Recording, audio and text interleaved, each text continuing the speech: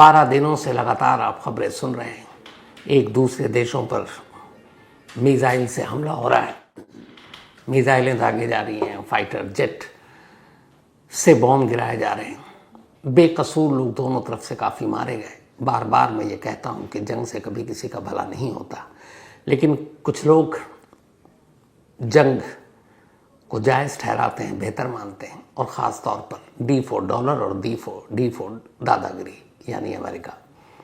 दुनिया का कोई भी देश अपनी दादागिरी दिखाने का मौका नहीं चूकता है। जंग इजराइल और ईरान के बीच, लेकिन संडे को अमेरिका भी इसमें कूद पड़ा था, और जब उसने अपने B-2 बॉम्बर से ईरान के 3 न्यूक्लियर ठिकानों पर हमले किए, जिसमें से एक फोर्डो, एक नतांज और एक इस्फहान, ये 3 न्यूक्लियर साइट थे। जब अमेरिका ने इन तीनों न्यूक्लियर प्लांट पर हमला किया तो लगा कि अब तो मामला बढ़ेगा, और इत्तेफाक से जिसकी उम्मीद नहीं थी वो कल रात हुआ। ईरान ने अमेरिका के खाड़ी के देशों में, कतर में जो एयरबेस था अमेरिका का, वहाँ 6 मिसाइलें दाग दी। जैसे ही ईरान ने ये किया तो अब ये लगा कि अमेरिका पलटवार करेगा, और अब तो सीधे सीधे अमेरिका जंग शुरू कर देगा, और अमेरिका के जंग में कूदने का मतलब है फिर नाटो देश वो भी इसमें शामिल होंगे, और इसके बाद सिर्फ तबाही और इसके अलावा कुछ नहीं। लेकिन हैरत अंगेज तौर पर अमेरिका ने कल रात को ही एक स्टेटमेंट जारी किया कि वो ईरान के उसके एयरबेस पर इस हमले का पलटवार नहीं करेगा, कोई जवाब नहीं देगा। और फिर वही हुआ जो हमने ऑपरेशन सिंदूर के दौरान देखा। आजकल ट्रंप साहब को शायद नोबेल पीस प्राइज़ को पाने की एक सनक सवार हो गई है, और बार बार वो कहते हैं, ये भी कहते हैं कि मैं कुछ भी करूं मुझे मिलेगा नहीं। अब एक शख्स जो खुद जंग की शुरुआत करे और फिर खुद ख़त्म करे, फिर खुद ऐलान करे कि अब सीज़ फायर, मतलब कानून भी उसका, दलील वकील भी उसके, फैसला भी उसका, फैसले की ज़मीन भी उसकी, सारे मोहरे उसके, और फिर वो खुद ही शुरू करता है, कब ख़त्म करता है, कब सीज़ फायर करता है, ये फैसले भी उसके। तो ऐसे लोगों को कौन नोबेल का पीस पुरस्कार देगा शांति के लिए?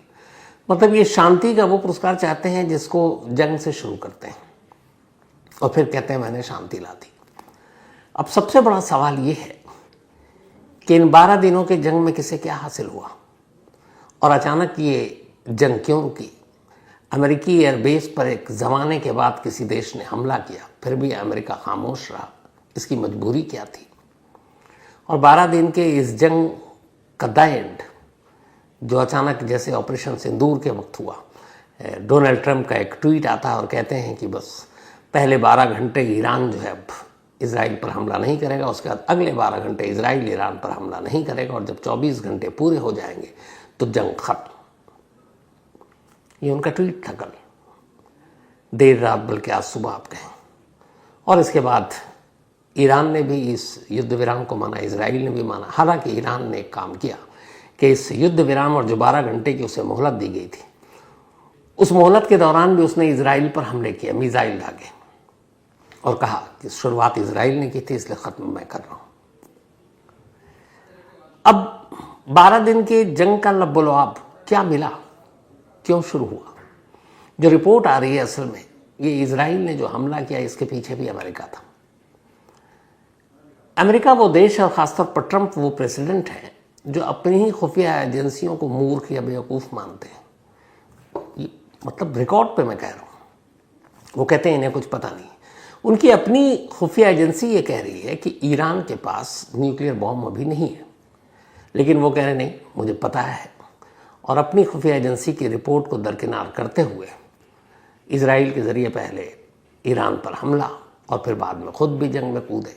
वो तो शुक्र है कि रूस, चीन सिर्फ एक तरह से सपोर्ट करते रहे, लेकिन डायरेक्ट जंग में नहीं कूदे, वरना पता नहीं फिर क्या होता। तो अब सवाल ये है कि ये 12 दिन की जंग के बाद अचानक ये सीज़ फायर क्यों करना पड़ा, क्या मजबूरी थी? और उससे भी बड़ा सवाल ये है कि जिन चीज़ों के लिए इस जंग की शुरुआत हुई थी, क्या वो सुलझ गया? इजराइल ने जब पहली बार ये हमला किया फ्राइडे को ईरान के राजधानी तेहरान पर, उनके सैन्य ठिकानों पर और ख़ासतौर पर न्यूक्लियर प्लांट पर, तब इजराइल ने यही कहा था कि वो ये चाहता है कि ईरान कभी न्यूक्लियर बॉम्ब न बना पाए। और उसे खबर मिली कि उसने यूरेनियम को इतना एनरिच या इतना शुद्ध कर दिया कि अब वो बॉम्ब बनाने के करीब है, इसीलिए उसने ये हमला किया ताकि उसको तहस नहस कर दे। अमेरिका ने भी यही कहा कि ईरान को राइट नहीं है कि वो न्यूक्लियर वेपन रखे, और संडे को अभी B-2 बॉम्बर से 3 न्यूक्लियर प्लांट फोर्डो, नातांज और इस्फान पे अमेरिका ने भी हमला किया। तो क्या हुआ? ईरान के न्यूक्लियर प्रोग्राम, ईरान के न्यूक्लियर प्लांट पूरी तरह से बर्बाद हो गए। जो ईरान के पास यूरेनियम है वो पूरी तरह से ख़त्म हो गए। है ऐसा कुछ? तो अगर आप सिर्फ इंटरनेशनल एटॉमिक एनर्जी एजेंसी, जो कि ग्लोबल न्यूक्लियर वॉचडॉग का काम करती है, यानी कौन सा देश न्यूक्लियर बम बनाने की कोशिश कर रहा है, कौन यूरेनियम को एनरिच कर रहा है या शुद्ध कर रहा है, उस पर नज़र रखती है। डोनाल्ड ट्रंप ने संडे के न्यूक्लियर प्लांट के हमले पर, बमबारी के बाद ये कहा कि अब उन्होंने ईरान के न्यूक्लियर प्लांट को तहस नहस कर दिया, जिसमें सबसे इंपॉर्टेंट था फोर्डो पे जब B-2 बॉम्बर ने, तो बस्टर बंकर बॉम्ब जो 200 मीटर ज़मीन के अंदर भी जाकर ब्लास्ट करती है, बहुत सारे निशाने लगाए। लेकिन कहते हैं कि ईरान ने फोर्डो में पहाड़ियों के नीचे करीब 350 मीटर अंदर अपना पूरा प्लांट बना रखा है, और वहीं पे यूरेनियम एनरिच का काम होता है। तो वहाँ तक तो वो बॉम्ब पहुँचा नहीं, लेकिन उससे पहले ईरान का ऑफिशियली भी एक स्टेटमेंट आया कि उन्हें पता था कि अमेरिका उनके न्यूक्लियर ठिकानों पर बमबारी करेगा, और ये खबर उन्हें पहले से थी, और इसीलिए उन्होंने अपने सारे यूरेनियम वहाँ से हटाकर किसी दूसरी जगह पर भेज दिए। सैटेलाइट की एक इमेज आई थी फोर्डो के बाहर की, लाइन से ट्रक खड़े हुए, और उस ट्रक को देखकर ही हलचल हुई थी कि ये क्या हो रहा है। ईरान को पहले से मालूम था, और इसीलिए ईरान ने अपने सारे यूरेनियम वहाँ से उठाकर किसी गुप्त जगह पर शिफ्ट कर दिया। एटॉमिक एनर्जी एजेंसी ने अमेरिकी हमले के बाद ये भी कहा कि जिस जगह पर B-2 बॉम्बर ने बॉम्ब गिराए, वहाँ से किसी भी तरह की कोई लीकेज, न्यूक्लियर और इसके लीकेज की कोई उनके पास रिपोर्ट नहीं है। उनके पास ये भी रिपोर्ट नहीं है कि वाकई अमेरिकी हमले में ईरान का न्यूक्लियर प्लांट बर्बाद हो गया। उनके पास इस बात का कोई सबूत नहीं है, लेकिन ट्रंप साहब कह रहे हैं। तो बस 3 सवाल। सीज फायर बेशक हो चुका है और अभी तक है, हालांकि दोनों, ईरान ने भी हमले किए सीज फायर के बाद, इजराइल भी कर रहा है। लेकिन सवाल ये है कि क्या वाकई अमेरिकी हमले में और इजराइल के हमले में ईरान का जो सबसे बड़ा न्यूक्लियर प्लांट फोर्डो है वो तहस नहस हो गया? क्योंकि एटॉमिक एनर्जी एजेंसी इस बात से नकार रही है, कह रही है नुकसान तो हुआ, लेकिन इतना नहीं कि ईरान का अपना न्यूक्लियर प्रोग्राम बंद हो जाए। दूसरा सवाल, ये खबर है कि ईरान परमाणु बम बनाने के लिए 90% यूरेनियम जो एनरिच करना ज़रूरी है, 83% कर चुका था, और 83% के अलावा जो बाकी के यूरेनियम है वो भी 60% से ज़्यादा एनरिच कर चुका है। तो जो ये सारे यूरेनियम है, ये इस वक्त ईरान में किस जगह पर है? ना अमेरिका ने इस बारे में कुछ कहा, ना इजराइल ने कुछ बारे में कहा। तीसरी जो सबसे बड़ी चीज़ है वो ये है कि ईरान के पास इस वक्त करीब 400 kg यूरेनियम मौजूद है। 400 किलो, और इनमें से अगर 83% एनरिच हो चुका है, और अगर ओवरऑल आप मान के चलें कि 60% भी हो गया है, तो इससे 10 बॉम्ब बना सकता है ईरान। हालांकि ये बॉम्ब थोड़े बड़े बनाने पड़ेंगे, क्योंकि 90% आपने शुद्ध नहीं किया है, लेकिन बन सकता है, और ये उतना ही कहर बरपा सकता है। तो फिर इस जंग का क्या फ़ायदा हुआ? और सबसे बड़ा सवाल ये कि सीज फायर के बाद भी ईरान ने ये समझौता नहीं किया कि वो अपने न्यूक्लियर प्रोग्राम को बंद करेगा, बल्कि उल्टा उसने ये कहा है कि अब तक वो तमाम ऐसी जो एजेंसियां हैं, एटॉमिक एनर्जी एजेंसी, अब तक वो कहता था आइए आप देखिए, आप सर्वे कीजिए, हम शांति के लिए काम कर रहे हैं, उन्हें वो रिपोर्ट देता था एक समझौते के तहत। बट अब इस सीज फायर के दौरान ईरान ने ये ऐलान किया है कि अब वो किसी भी इंटरनेशनल एटॉमिक एनर्जी से जुड़ी हुई एजेंसियों को अपने न्यूक्लियर प्रोग्राम के बारे में कोई जानकारी नहीं देगा, कोई रिपोर्ट नहीं देगा। और उनके सुप्रीम लीडर आयतुल्लाह खामेनी ने कहा है कि ईरान अपने न्यूक्लियर प्रोग्राम को कभी बंद नहीं करेगा और दुनिया की कोई भी ताकत इसे बंद नहीं कर सकती। तो फिर इस जंग का हासिल क्या हुआ? इस जंग से किसे नुकसान हुआ? इजराइल की मिडिल ईस्ट में अब तक एक धाक थी, और चाहे वो हुती हो, हिजबुल्ला हो, हमास हो, गाज़ा हो, फ़लस्तीन के लोगों पर और आसपास में भी। इससे पहले जो 7 दिन का वॉर हुआ था अरब वर्सेस इसराइल, उसमें भी इजराइल की तूती बोली थी। लेकिन एक ज़माने के बाद पहली बार है जब इस 12 दिन के जंग में इजराइल की बहुत सारी पोल खुली, ख़ास तौर पर उनके एयर डिफेंस सिस्टम ने। क्योंकि जिस तरीके से ईरान के मिसाइल लगातार हाइफा पर, तेल अवीव पर और उनके दूसरे ठिकानों पर गिरे, जिसकी तस्वीरें सोशल मीडिया में तैर रही हैं, उससे ये पता चला कि ईरान का एयर डिफेंस सिस्टम को भेदना भी कोई मुश्किल नहीं है। अमेरिका की एक एजेंसी की अभी रिपोर्ट आई, उसमें यह है कि जो आयरन डोम जिसके बारे में कहा जाता था अभेद है, 65% डैमेज हो चुका, कि अब इतना नहीं है। उसकी वजह यह है कि अगर एक साथ बेशुमार मिसाइल से इजराइल के आसमान पर हमला किया जाए तो आयरन डोम भी नाकाम है। तो इस जंग में इजराइल की बर्बादी दुनिया के सामने है। उनकी इमारतें, उनकी अलग अलग इंस्टॉलेशन खंडर में तब्दील, तेल अवीव से लोग छोड़कर शहर जाते हुए भी नजर आए। तो इजराइल को उल्टा ये हुआ कि अब तक इजराइल जो मिडिल ईस्ट में एक पावर के तौर पर था, इस जंग ने उसे कमजोर किया। जो माली हालत खराब हुई वो अलग है, हालांकि पैसे की कोई बात नहीं है, अमेरिका मदद कर देगा। तो इजराइल को क्या मिला? इजराइल का एक के बारे में जो परसेप्शन था कि उससे कोई जीत नहीं सकता, उसमें डेंट लगा। ईरान को क्या मिला? इजराइल के इस हमले में ईरान पर करीब 17 न्यूक्लियर साइंटिस्ट मारे गए, ये सच्चाई है। ईरान के जो टॉप फोर्स, मिलिट्री फोर्स हों या फिर उनके आर्मी के कमांडर मारे गए एक एक कर, ये भी एक फैक्ट है। ईरान को माली तौर पर नुकसान हुआ, ये भी फैक्ट है। ईरान में करीब 700-800 आम लोगों की जान गई, ये भी फैक्ट है। 1000-2000 से ज़्यादा घायल हुए, ये भी फैक्ट है। ईरान के तेल के ऊपर जो पूरा कारोबार है उस पर असर पड़ा, ये भी फैक्ट है।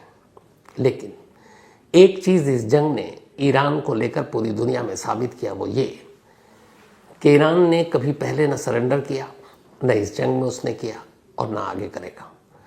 उनके सुप्रीम लीडर ने कहा है कि हम मर जाएंगे, गला कटा लेंगे, लेकिन सरेंडर नहीं करेंगे। और उनके लिए पहले ईरान है और बाद में सब कुछ है। सबसे बड़ी बात यह कि जब अमेरिका ने हमला किया ईरान के ऊपर, तो इसका मतलब है अमेरिका डायरेक्ट इस जंग में कूद गया था इजराइल के साथ। लेकिन ईरान ने पहली बार पलटवार किया अमेरिका पर। हाल के वक्त में अगर आप देखें तो अमेरिका के किसी बेस पर किसी भी देश ने हमला नहीं किया। इस हमले का मतलब ही होता है सीधे सीधे अमेरिका से दुश्मनी या फिर अमेरिका के पार्टनर नाटो देश से दुश्मनी और फिर उनके हमले झेलना। अब नाटो देश भी अगर इस जंग में इजराइल ईरान के कूद पड़ते तो फिर ईरान का क्या हाल होता। लेकिन ये सारे बुरे अंजाम को जानने के बावजूद ईरान ने कल रात हमला किया और 6 मिसाइल दागे। हालांकि उससे अमेरिकी बेस पर खड़े उनके जंगी जहाज़ को कितना नुकसान हुआ अभी इसका सही अंदाज़ा नहीं है। लेकिन ये हमला करना ही सीधे सीधे अमेरिका को चुनौती थी। और इसी हमले के कुछ देर के बाद पूरी कहानी पलट गई। जो वॉशिंगटन पोस्ट या न्यूयॉर्क टाइम्स की एक रिपोर्ट आ रही है वो ये है कि जब ईरान ने कल रात को हमला किया तो उसमें यह हुआ कि अब क्या किया जाए। मीटिंग हुई, ट्रंप साहब ने बुलाई। तो फिर बात ये हुई कि अगर अमेरिका पलटवार करेगा तो ये जंग और ख़तरनाक होगा। अमेरिका फिर ईरान के शहरों पर हमला करेगा। फिर अब तक जो सिर्फ मॉरली सपोर्ट कर रहे हैं रूस और चीन, वो भी शायद डायरेक्ट ईरान के सपोर्ट में आकर खड़े हो जाए। दुनिया 2 हिस्सों में बढ़ जाएगी। और रूस के तो एक मिनिस्टर ने ये तक कह दिया कि ज़रूरत पड़ी तो हम अपना न्यूक्लियर वेपन ईरान को दे देंगे। तो मामला न्यूक्लियर वेपन तक चला जाएगा। तो फिर क्या 3rd वर्ल्ड वॉर दरवाजे पर है। तो ये सारी चीज़ें हुई। फिर ये तय हुआ कि अमेरिका ने ऑलरेडी B-2 बॉम्बर से उनके न्यूक्लियर साइट पर 3 हमला किया, अपना काम कर लिया।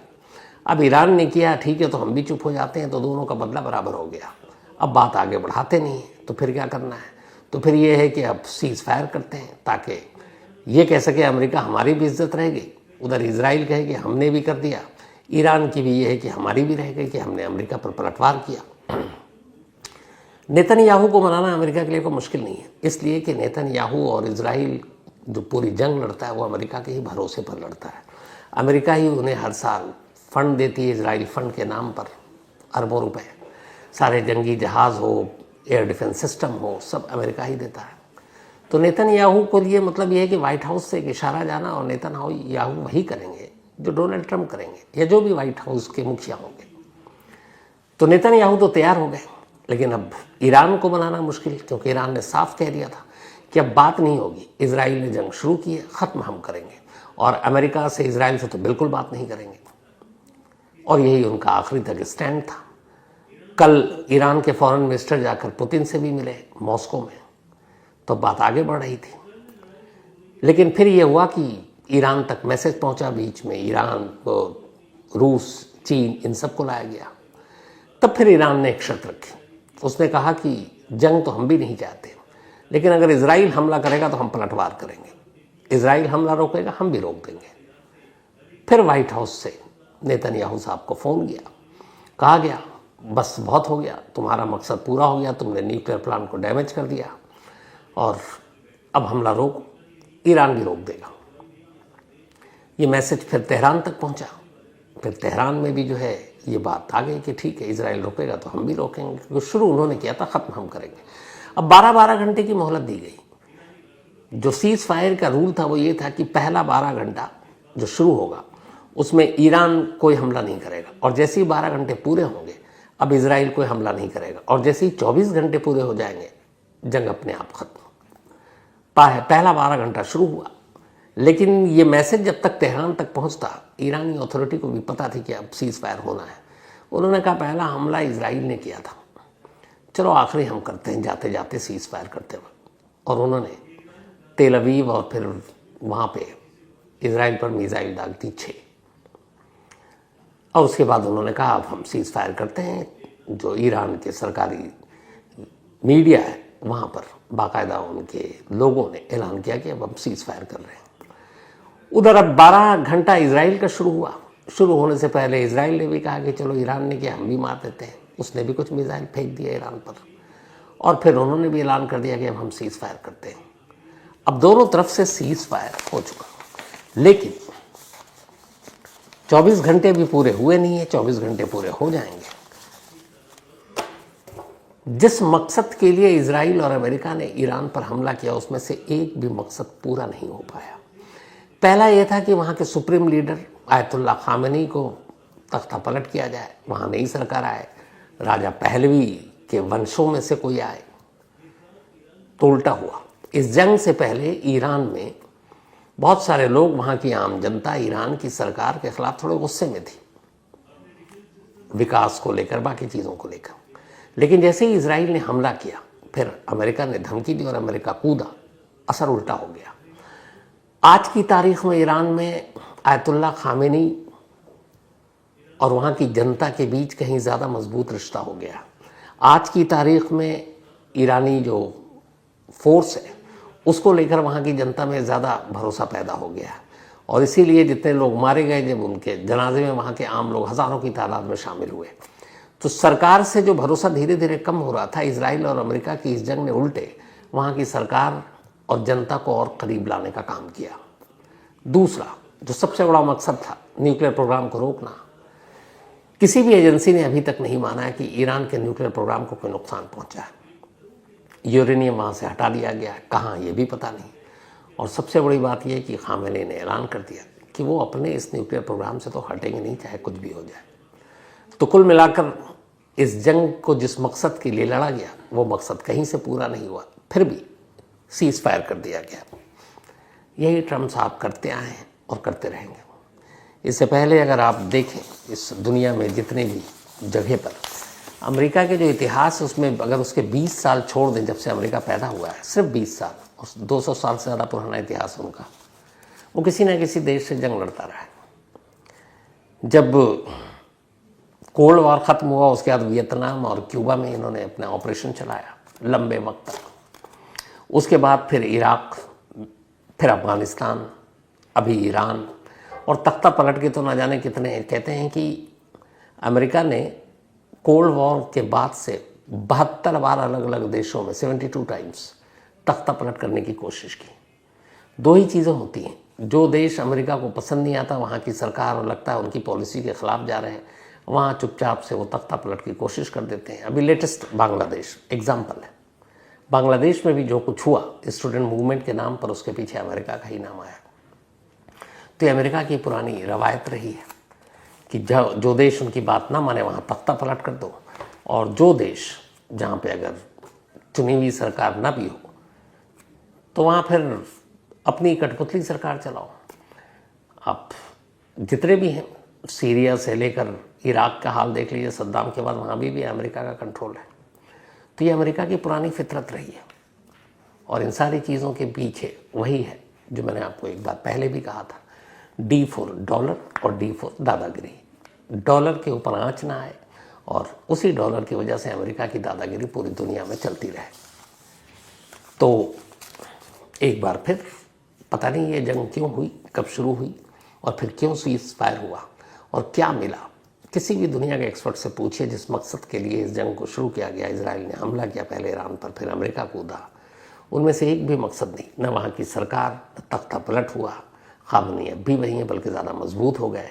न्यूक्लियर प्रोग्राम का सत्यानाश और तहस नहस जो करने की बात है, खुद एटॉमिक एनर्जी जो है एजेंसी वो मना कर रही है। तो फ़ायदा क्या था?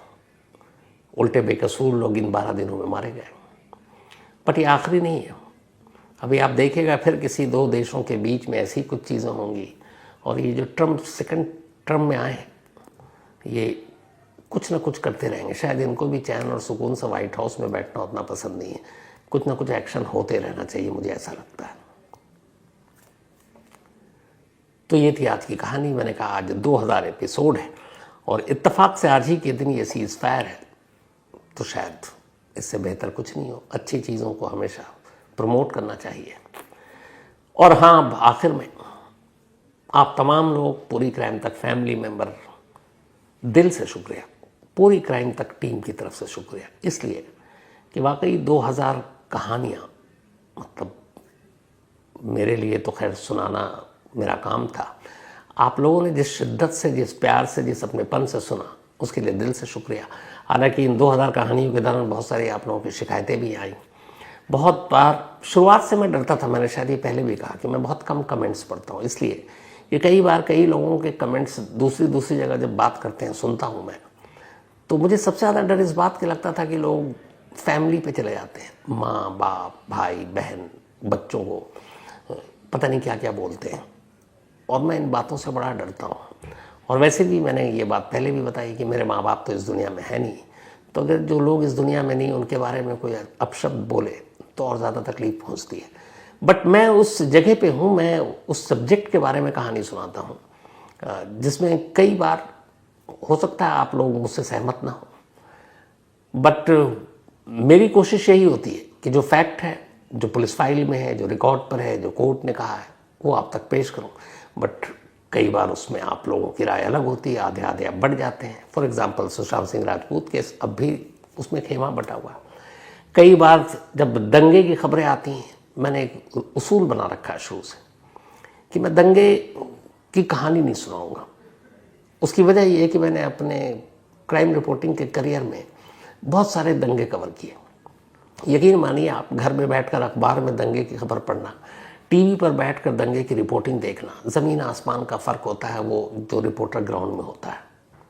और ऐसा कई बार मैंने झेला है कि जब फील्ड में होते हैं तो आप क्या होते हैं। उस वक्त वाकई हिंदू मुस्लिम कुछ नहीं होता है। उस वक्त जो एक दूसरे को मार रहे होते हैं वो सिर्फ जानवर होते हैं, भेष इंसानों का होता है। उसमें ही बच्चे होते हैं, औरतें होती हैं, महिलाएं होती हैं, लेकिन कुछ लोग होते हैं मुट्ठी भर जो ये हरकत करते हैं।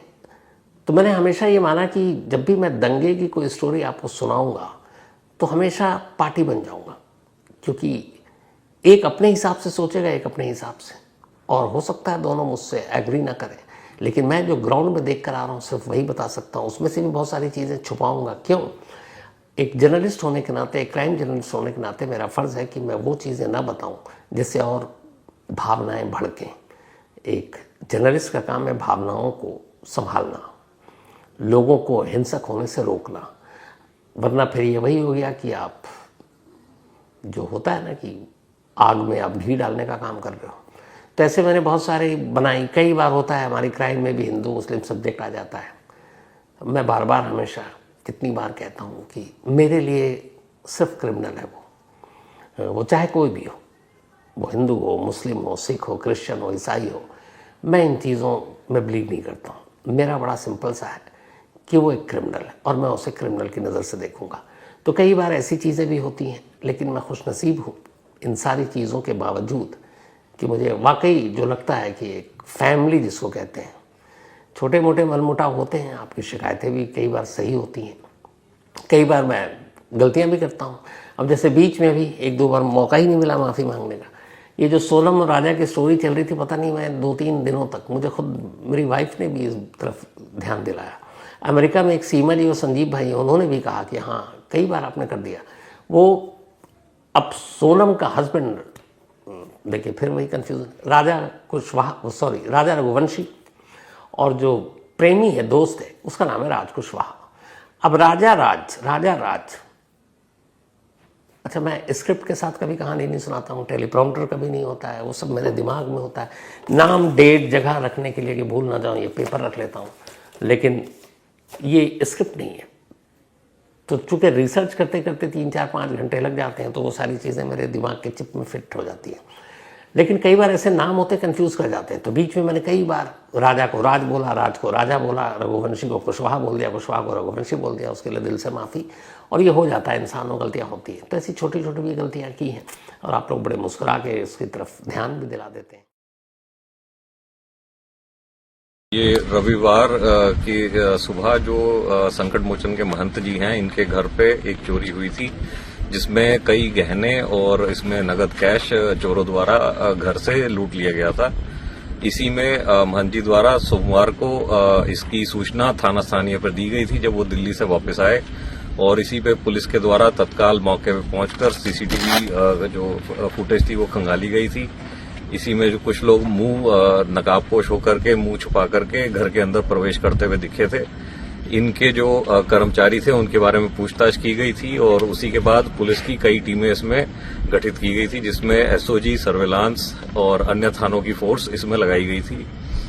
इसी में जब यहाँ पे सूचना मिली थी और सर्विलांस के माध्यम से इनको ट्रेस किया जा रहा था, तो इनकी लोकेशन जो है रामनगर के एक देहात एरिया में आ रही थी। इसी को लेकर के पुलिस की टीम द्वारा दबिश दी गई, जिसमें एसओजी प्रभारी और मैं भेलूपुर थाना प्रभारी और रामनगर थाना प्रभारी अपनी फोर्स के साथ इन्होंने घेराबंदी करी अभियुक्तों की, और उसी में आपस में फायरिंग एक्सचेंज हुई है पुलिस की और अभियुक्तों के बीच में।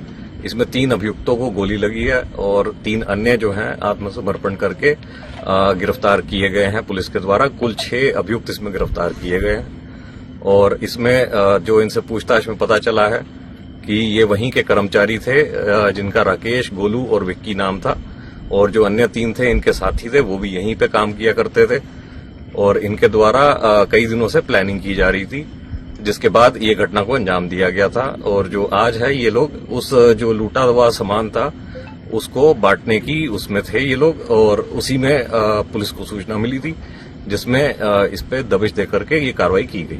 तो आपने सुन ली। कुल मिलाकर कहानी ये थी कि वाराणसी के मशहूर प्रसिद्ध संकट मोचन मंदिर के महंत साहब के घर चोरी हो गई थी और इस चोरी के दौरान उनके घर से 100 साल पुराने हीरे, जवाहरात और माणिक, ये सारी चीजें चोर चुरा कर ले गए। इसकी कीमत कई करोड़ रुपए बताए जा रहे हैं। बाद में पुलिस ने इन्वेस्टिगेशन शुरू की। सीसीटीवी कैमरे के जरिए चोरों के बारे में पता चला। उसमें पता चला कुछ तो उन्हीं के घर के मुलाजिम थे। फिर पुलिस ने जाल बिछाया। फिर पुलिस के हिसाब से उनको ये खबर मिली कि ये लोग वाराणसी के ही एक देहात के सुनसान इलाके में रात को अपना चोरी का माल बांटने के लिए इकट्ठा हो रहे हैं। पुलिस टीम मुखबिर की खबर पर वहां पहुंचती है। इसके बाद मुठभेड़ होता है, यानी इनकाउंटर। इस इनकाउंटर में 3 लोगों को पैर में गोली लगती है, बिल्कुल सही निशाना घुटने के नीचे, एक के बाएं पैर में, 2 के दाएं पैर में, तीनों के पैर पे कपड़े बंधे हुए। 3 जो है इनकाउंटर के डर से सरेंडर कर देते हैं, तो 6 लोग पकड़े गए। और उस इनकाउंटर के बाद ही ये फिल्म शुरू हुई हर चीज़ अपनी जगह पर, तीनों लेटे हुए हैं घायल, पहले ही कपड़े बांधे जा चुके हैं, उसका तो कहा गया लेट जाओ, बैग सबके वहीं पर रख दिए गए, पुलिस वाले ने खोला भी नहीं। अब जैसे ही लाइट कैमरा एक्शन शुरू हुआ, पुलिस वालों ने डायलॉग मारा, उसके बाद इनसे बैग खुलवाया गया, चोरी के सारे माल एक साथ बरामद हो गए और फिर तीनों को ले जाया गया। ये आफ्टर एनकाउंटर की तस्वीर और कहानी थी, और मैंने आपको शुरू में कहा था कि इसको देखिएगा और अपनी राय दीजिएगा। अब ये तो टुकड़ों में भी आपको दिखा दी सब। अब मैं चाहता हूं कि जो पूरी फिल्म है आफ्टर एनकाउंटर, इसको वन गो में भी आप देख लीजिए, ताकि तारतम्य बना रहे और वन गो में आप इस कहानी को बेहतर से समझ सके।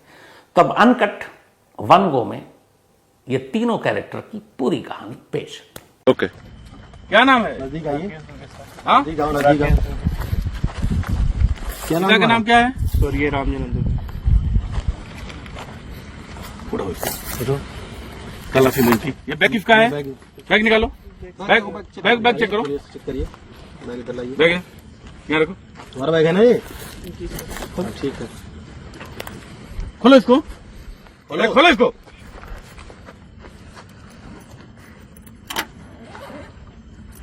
निकालो इसको।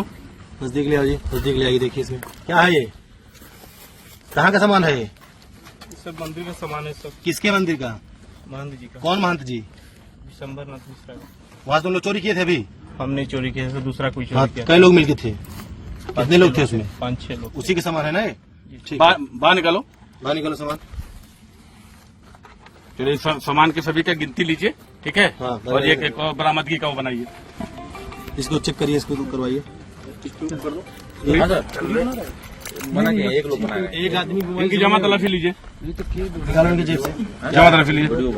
उधर दिखाओ, उधर मोबाइल में। ये फोन,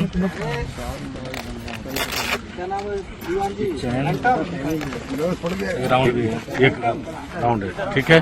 ठीक है, डालिए जेब में। नहीं खुली कब्जा पुलिस लीजिए। इसको एनवेलप वो है, किसमें लेंगे इसको? कोई पन्नी नहीं, पैकेट? इसको रखिए, कब्जा पुलिस लीजिए, ठीक है, ठीक है? 2 लोग इनको जो है, इनको हिरासत में पन्नी में डाल दीजिए, पन्नी में डालिए, पन्नी में डालिए। आइए दूसरे वाले, नजदीक ले आओ। क्या नाम है तुम्हारा? हाँ, उठो। क्या किए थे तुम? इन लोग के साथ में थे। क्या ये तुम्हारा बैग है? खोलो इसको, निकालो जल्दी, इधर लाओ। खोलो, बैग खोलो।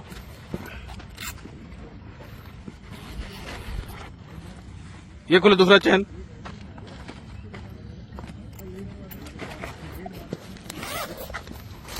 ये क्या है? निकालो, ये क्या है ये? खोलो, कहाँ चोरी किए थे? दिखाओ उसको। सर महान जी के यहाँ। किसके यहाँ? महान जी, नाम बताओ महंत जी का। जी हम स्टाफ थे वहाँ, हाँ? महान जी के यहाँ महंत जी के यहाँ स्टाफ थे, जी तो क्या करते थे वहाँ पे? काम करते थे सर। काम करते थे। कब चोरी किया इसको? हैं? कितना दिन हो गया? 1-2 दिन हो गया। ठीक है, जामा तलाश लीजिए इनका। खड़ा करो, जमा तलाशी लो। हम पकड़ो, जेब तलाश, जेब निकाली। तलाशी लो। हाँ, सबका निकालो, तो सबका निकालो ना, फिर देंगे हम। दिखाइए इसको, नजदीक से लो जरा। चलो, पैसे ठीक है, वो जेब निकालो, वो जेब दिखाओ। ये वाला जेब निकालो ना, खोल, इसमें से क्या है? हटा लो। मोबाइल है इसका। मोबाइल कब्जा पुलिस लो। कब्जा में लीजिए आप, और देखिए क्या है। ये जिंदा कारतूस, हाँ, ठीक है? चलिए, इसको जो कब्जा पुलिस में लीजिए, आइए। ए, उठ, क्या नाम है तुम्हारा? जितेंद्र सिंह गोलू पटेल। कहाँ का रहने वाला है? यहाँ के रहने वाले हैं, भगवानपुर में हमारा घर है। ये झोला उठाओ, बैग उठाओ, खोलो इसको।